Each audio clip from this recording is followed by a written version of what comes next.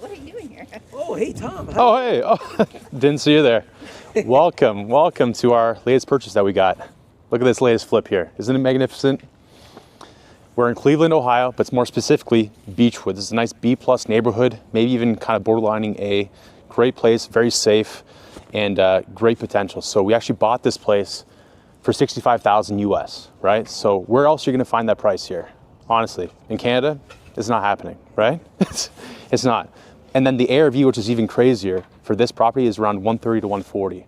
So with that, there's a big spread even after renovations, and we cleaned this thing out. You can see we've got a big bin here, 20 yards, a lot of junk that we're gonna be throwing out here. And so we spent the last 2 days setting everything up, getting crews in, lining everyone up, trying to get utilities on in the water, getting the bin dropped off and changing the locks right now. Roger's the man, he's doing that. See, the whole team's running. Manny's filming. We got Jenny as support. Everyone's here. No, everyone, it's not just me, everyone's here. Everyone's here. So what is your thought process on this bungalow? What do you think about the bungalow here? I actually really like this because there's a lot of potential to actually increase the value. We say an ARV of 130, 140, and that's because if you, eventually you'll see in the basement, we can actually add 2 additional bedrooms. So we're going from, I believe, a 2-bed all the way to 4, right? Yes. And that's huge. And so there's minor work on the exterior. Obviously, you got to replace some windows. We got to do some eaves, troughs, and soffits. But then maybe some brickwork as well. You can see, I'm going to repoint some of this. Watch your step. This could be a hazard, but it's all good. All right. If you come on in, you'll notice this is actually a home that was bought vacant. It was like a foreclosure house. And so unfortunately, the woman that used this house 2 years ago, she died, and then it's just been like a time capsule ever since. So we're clearing all this crap out. And once we do, then we can actually start the renovation process. And so we're gonna have cheap materials, but good quality. We're gonna redo the floors and put vinyl on here. It's actually, it looks, you could probably almost refinish this as is, but I think vinyl is the better play, especially in this neighborhood. You wanna bring the value up to the rest of the houses around here because this house was the worst in the block. Honestly, probably the worst in the entire like Beechwood neighborhood, but that's a great thing because then you can add a lot of value. You can bring everything up to the same standard. And so we have good comps to base off of too and kind of compare ourselves back to. But check out the kitchen. You'll see this is pretty wild.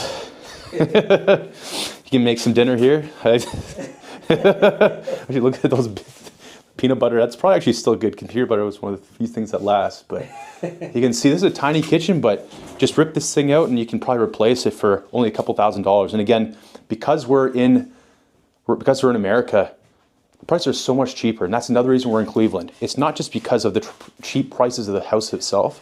It's because we can do all these renovations for a fraction of the cost. Half, maybe 3/4, I guess still a lot less than you would in Canada.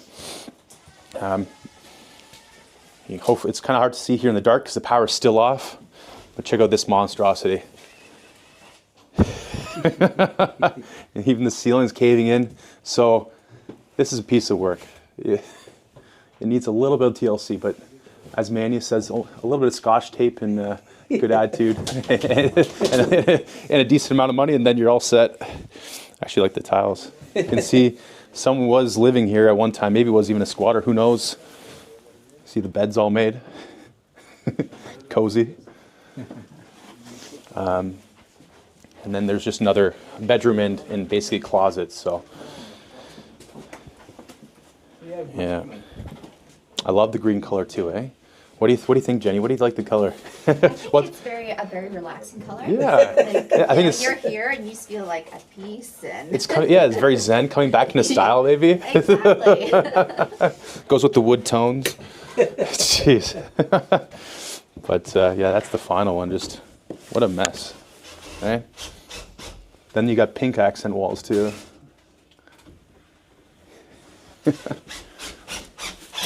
You guys want to check out the basement? Let's go check out the basement. Oh man, Jenny, lead the way. Oh, okay, all right.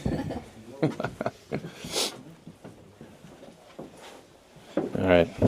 So the one thing about this basement is there's a lot of moisture, and it's partially due to the fact that like the east troughs are just not taking the water away from the property. So that's one.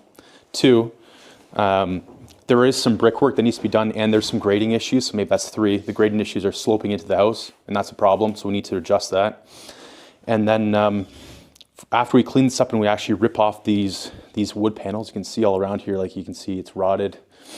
Once we remove that, we can probably see if there's any other places that there is water seeping through. But again, that's nothing to be afraid of necessarily. Don't forget the very big window. Oh yeah, yeah, good point. Jenny pointed this out. Look at that. That's probably for the mailman, honestly. That's what I thought at first. I was like, that's a little mail door. I guess we had, you can show the mechanicals. Everyone likes the mechanicals. That's the money shot, right? Yeah. He got an old water tank, and then he got probably the semi-less old water tank. And then, yeah, this is the freaky bit right there. It's the kitchen. The old Nona cooking down here, just making her spaghetti. I don't know, like there's something in the pot still. But honestly, this place, sorry with all the light here, this place still has a lot of potential. Yeah, do a little bit of electrical work, I think, too, replacing the panel.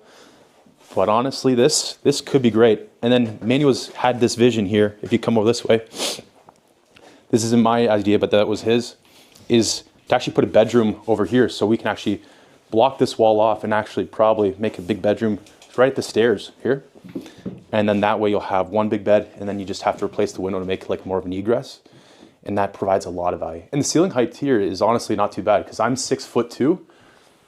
You're hitting your like 6'8" minimum requirements. At least that's the Canadian requirement, right? So this is probably like about 7 feet at least. And once you replace this drywall too, you'll be set. Anything else, Jenny? What do you think? What are we missing here? How many bedrooms are? Oh yeah, Two bedrooms, right? Yeah, and this will be the second one here down here. Yeah. Yeah. And then the other Just one's underneath right this there. low-bearing beam. Yeah. Because it's the perfect place to put a wall is underneath the beam because the head height's already lower, so it makes a lot of sense. And then you hide this; it's less ugly that way too. All right, I didn't get to sign out of that video, guys. I was just too busy doing the walkthrough. We went and did a lot more things afterwards. We did some banking. We met with some more contractors. Even just building up that power team there in Cleveland, Ohio. But if you want to know more about Cleveland or the deals that we're doing there, or about Detroit or Windsor, reach out.